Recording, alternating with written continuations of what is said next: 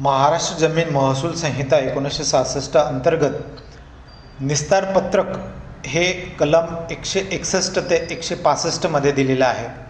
आता निस्तार पत्रक म्हणजे काय की शासनाच्या ताब्यात असलेल्या ज्या जमिनी आहेत तर त्याचा उपभोग गावकऱ्यांनी कसा घ्यावा या संदर्भातील अटी व नियम ज्या ठिकाणी लिहिलेले असतात त्याला निस्तार पत्रक असं म्हटलं जातं. आता निस्तार पत्रकासंदर्भामध्ये ज्या तरतुदी आहेत त्या कलम 161 पासून दिलेल्या आहेत.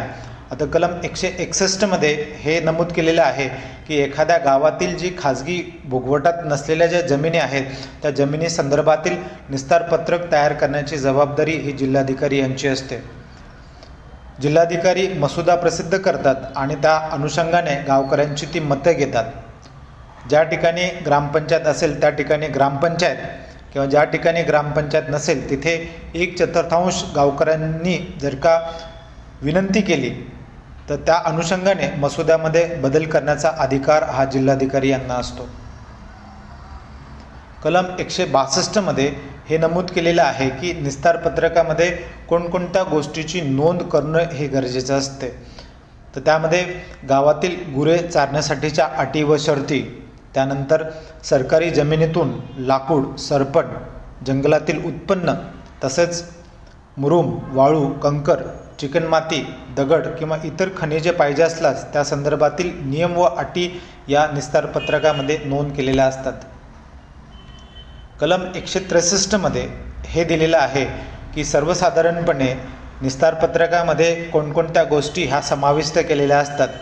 तर जिथे शेतीला उपयुक्त असलेले जे गुरं आहेत त्यांना मोफत चराई, घरगुती उपयोगासाठी लाकूड, सरपण किंवा दुय्यम खनिज हे मोफत, त्यानंतर ज्या ठिकाणी गावातील कारागीर असतील त्यांना जर का अशा जमिनीवर त्यांना व्यवसायासाठी जर का एखादी वस्तू लागत असेल तर त्या मोफत ह्या दिल्या जातात.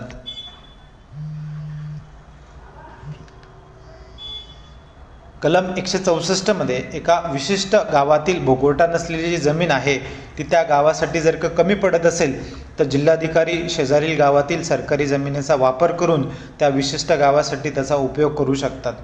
आता या संदर्भामध्ये संबंधित लाभार्थ्यांनी जिल्हाधिकारी यांच्याशी पत्रव्यवहार करणे व परवानगी घेणे.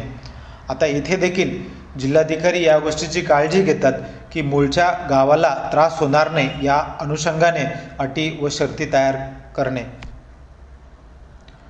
कलम 165 मध्ये हे नमूद केलेलं आहे की वहिवाटीचा अधिकार किंवा शासकीय जमिनीमध्ये मासेमारीचा अधिकार किंवा पाणी घेण्याचा अधिकार या संदर्भातील तरतुदी करण्याचा अधिकार हा जिल्हाधिकारी यांना आहे.